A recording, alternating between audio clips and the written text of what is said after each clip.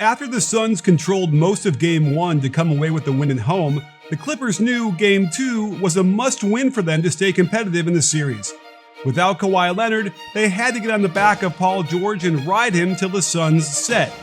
But Cameron Payne had something to say about that, as did the refs, and so too those pesky free throws, leading us to one of the most shocking finishes we've ever seen in a Western Conference Finals, as the Clippers are let to plug the leaks while the Suns continue to shine.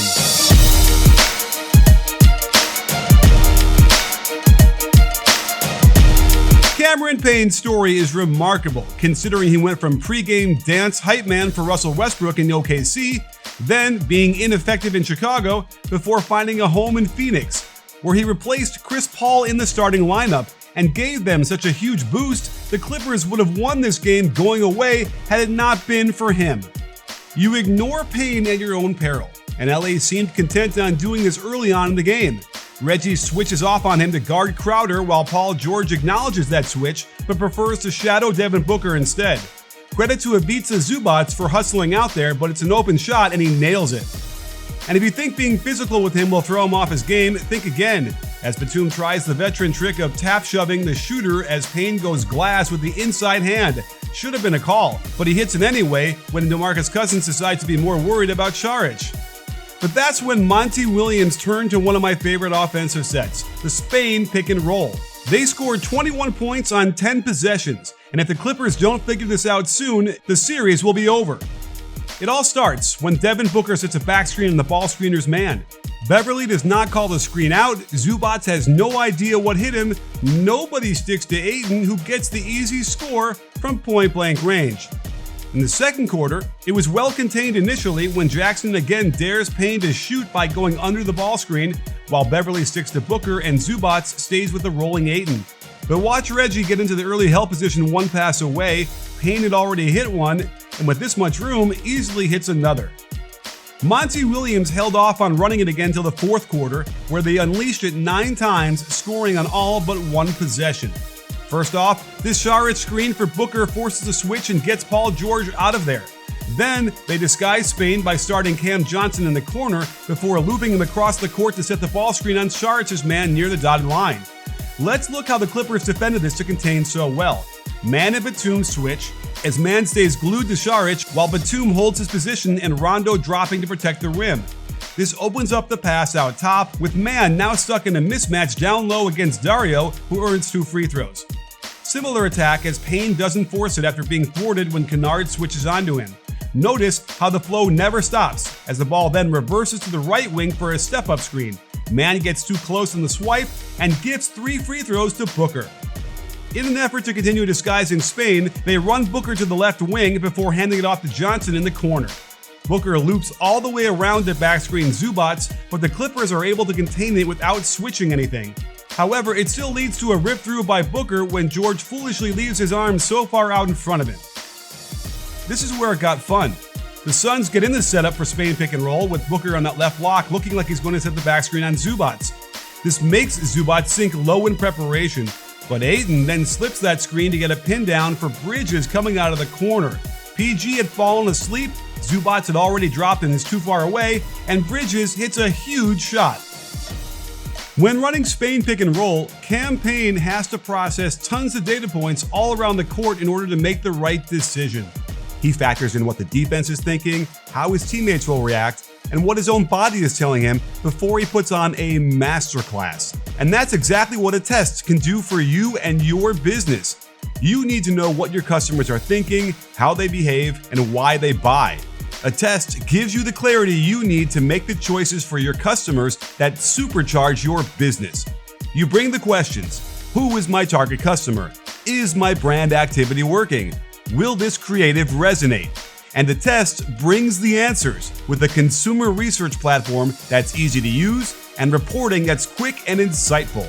A test's in-house experts will help you ask the right questions and draw the best conclusions with data that is checked and verified not once, not twice, but 3 times over. Cam Payne doesn't just wing it out there on the court.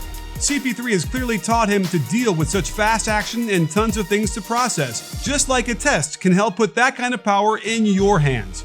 So, test every hunch, remove all doubt, and grow without guesswork. So get started by going to askatest.com/bballbreakdown or just click on the link below and start growing your business today. This was interesting late in the game as Ayton sets a down screen first for Crowder, and he's the one to set the ball screen, while Ayton turns around to back screen Kennard. They catch PG stunting one pass away and Bridges cutting back door, but Payne misses that pass. It all flows so nicely into a middle penetration and dump off to Ayton, who's so deep, the turnaround fade is still only 8 feet away. And the last time they run it in the game, Ayton wanted to screen first, but Booker tells him to just go up and set a screen on Reggie. Payne gets a step, bearing down on Beverly, who has to make a decision: stop the ball or stay with the always dangerous Booker. He promptly runs away, Reggie can't get back in front, and it's a nice runner off the glass with touch. Despite the Clippers starting lineup in Game 1 being a +18 net rating, Ty Lue made some radical changes, notably playing Beverly right off the bat. And if you're wondering whether it worked, the answer is a resounding yes. Booker was hounded into 2-for-8 shooting while Beverly was guarding him, and his high motor and contest everything mentality went a long way towards getting Booker to shoot 5 for 16 from the field. And what should be worrying to the Clippers staff is that the Suns still had control over almost the entire game, with the Suns' big guns struggling from the field. What was also a startling juxtaposition was the quality of Clipper shots versus the Suns.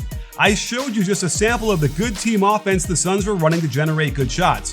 But on the other side, the Clippers offense relied consistently on tough shot from suboptimal spots on the floor under intense pressure after the super switchy Suns contained most of LA's initial attacks.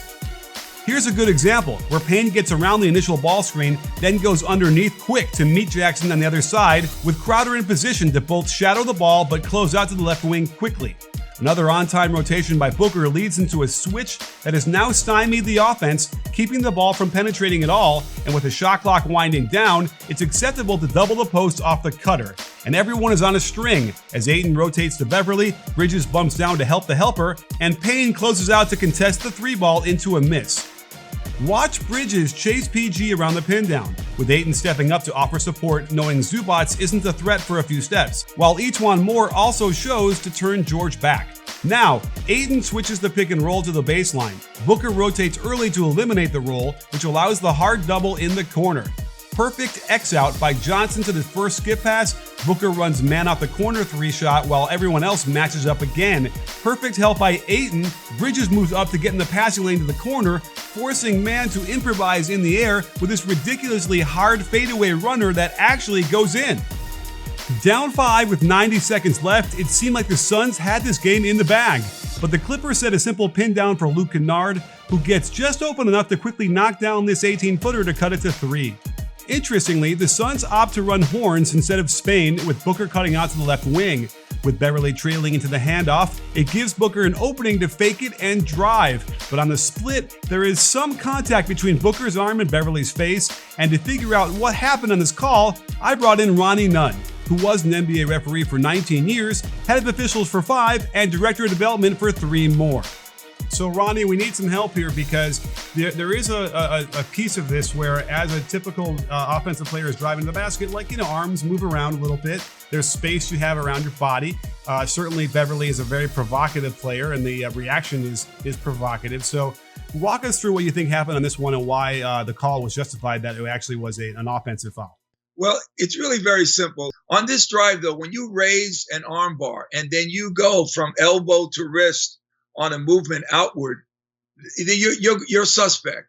And the fact that he gets it up towards the face, the neck, the head in that area, even though it's not a real major hit, it's enough. Even though the defender embellishes, it's enough for an offensive foul. What I like about it is that it was not called a flagrant, because in some contexts of that nature, it could be a flagrant for unnecessary contact, flagrant 1. And of course, if it's a real major blow and a turn, it could be unnecessary and excessive and be an ejection on a flagrant 2. That's not the case here. There's a flail of an arm, keep the arms down, and the right call is offensive foul. Glad to see they made it. Now, we heard that a lot of times once it becomes in the face area, no matter what, there's not a lot of interpretation. It has to be a flagrant 1. But it seems to me in this play, there is some discretion in whether they want to choose that or not, or make it a regular offensive foul. Yes, there is a belief out there, even amongst the coaches at the highest level in the NBA, that anything to the head, contact to the head, is automatic flagrant. And that is not the case. It is written that contact that is unnecessary to the head, where there is a more impacting contact, then we have another story. Not on this one. This was adjudicated correctly. Down 3, the Clippers want to run the same play for Kennard, but add a wrinkle, sending Kennard to screen for Paul George and letting him curl around the Zubac screen. While top-locking this cut isn't a bad idea by Booker, completely impeding Paul George's cut is. I don't see George clamping Booker's arm at all, just Booker fouling George as he's trying to get around a screen. And these 2 free throws were pretty normal and certainly didn't foreshadow the issues to come. Having lost almost all of their lead in 40 seconds, the Suns turned to Spain once again. Good screens by both Ayton and Crowder forced Kennard, the last line of defense, to pick up the ball.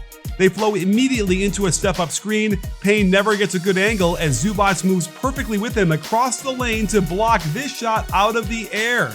In a stunning reversal of fortune, Paul George demonstrates some heroics by splitting 2 defenders, throwing the ball way out front, then recovering it with his left foot down as the gather step before taking a legal right-left into the jump, laying it in and impossibly getting the lead for his team. There was still plenty of time, and the Suns waste none of it since they are down, showing a screen by Booker first, but then flipping it to get his own pin down from Ayton, causing Beverly to be a step behind. Should he know that Booker loves going to his right? Sure, but this is a harder shot for righties to make, since Booker has to rotate a little in the air to get proper alignment, plus Beverly makes him hang in the air longer to control the power up into the shot at that speed. But it doesn't matter, that shot is too pure. Whoever said the mid-range is dead is a silly person, as the clutch shooting from 18 feet during this game proved vital for both teams getting a shot at winning the game, as PG hits in almost the same exact play that Booker did. The Clippers didn't show double teams at Booker all night. This was just an aggressive hedge by Kennard before he vacates, and a very aggressive reach-in by Beverly knocks the ball out of bounds. However, we need Ronnie on the case because there was doubt that the call on the floor was correct without the benefit of replay. Ronnie, we got to talk to you again about this one because I think it's controversial because most people are going to argue that almost every time a play like this happens in any other part of the game, it's clearly going to be called out on the defense. Offense sets up again. But what are we supposed to do with this? Because, I mean, is it clear to you why the call was reversed and given back to the defense? Yeah, it is clear to me that that the ball finally touches Booker on the very end.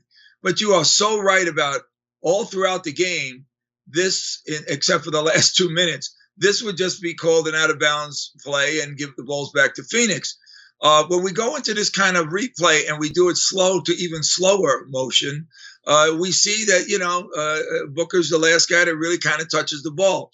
But on these type of dribble off the hand that touches nothing else, and there's no space between the 2 acts, really, and you're going really slow-mo, I'd like to see them go with the reason the ball went out of bounds instead of saying we're fine-tuning it to what we see here. Wow. Well, only problem with that is, if I'm not mistaken, the rule is very explicit.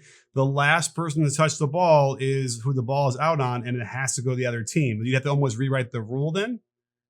I think you have to modify the rule to make it sort of, if we can put something in there, to insert something in there about how most balls go out of bounds. I mean, this is something I think we need to change because of the specificity of slow-mo. Mm-hmm. So normally we stay in the culture of the game. Yes, the last person to touch the ball, it's out of bounds off that person. But I think on a dribble deflection, unless you see something really spacey, or maybe it touches the elbow as it goes out or something, I think it's worth a discussion to see if there's some parameter that can be inserted for this. Down 1 under 10 seconds left, the Suns have to foul to stop the clock. I was a little surprised they didn't try to screen for Paul George to buy him a few extra seconds after the catch, enabling Bridges to foul with only a second running off. But that's when things took a turn for Paul George. Hello, darkness, my old friend. He somehow misses both free throws. Silence.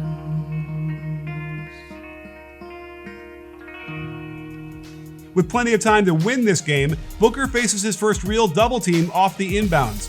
But why didn't Booker go left and attack the huge gap? You'd prefer seeing Booker shoot it versus anybody else, even if the Clippers defense was so compromised. It left an elite three-point shooter wide open in the corner. But Bridges can't hit it. Terrence Mann knocks it out of bounds, and we're left with the final possession with so little time on the clock, there weren't many options aside from a lob to the hoop, which is why Tyronn Lue put Boogie Cousins in to guard the inbounder. However, look at where he's standing. He's doing everything but taking away the lob. The only reason you'd put a 7-footer in the game here. Ayton completely grabs Zubac's jersey to make sure that Zubac runs right into the Booker screen. Booker isn't really squared up and set for it. Look how close the ball gets to hitting the backboard. That's insane. And yet there is Ayton in the air, Zubac 2 inches too short as the ball gets crammed into the rim for the win. Well, Ronnie, we have one more for you, and this one was a doozy. I don't think we've ever had a Western Conference Finals end on an alley-oop out of bounds from the baseline into a cram shot above the rim. A lot of people were really throwing their hands up thinking this is goaltend. Tell us what the rule is and why they got it right. Well, they got it right for one reason and one reason only. This is a ball thrown in from out of bounds, makes it kind of a dead live ball. It's a live ball, but it's not live until it's touched. And so wherever it's touched, it's a play that you can touch it anywhere, you know? So even though it's above the rim, even though it's in the cylinder, it's still one of those balls from out of bounds to become inbounded and a tick of the clock when it's touched. If that play occurs on the floor, the same alley-oop, everybody's correct. It's definitely goaltending, basket interference, whatever you want to call it. But out of bounds, anybody can go to that ball. And by the way, in regular international play in FIBA, that play is legal out of bounds and inbounds. Mm-hmm. So it's kind of interesting. We have half of that here in the United States that's permitted on an out of bounds throw in. What happens if they throw the ball into the basket from out of bounds? Can't score it. Who gets the ball? It's a violation. On a throw-in, the opponent team gets the ball. Okay, interesting. So, a great explanation for that. It makes clear sense to me. It's simply not a shot until someone touches it, and at that point now it's a free ball, and it can go in wherever you like. So, crazy. I'm not sure what they could have done to stop it better than what they did, but Ronnie, I can't thank you enough for coming on there and breaking this stuff down. That really, really helps. Really some exciting plays to watch, and the good news is my comrades and colleagues of the past and the new ones that are coming in got it all right. For sure. Well, listen, there's a lot of people out there that want to improve their refereeing and learn more from you. Is there any way to do that?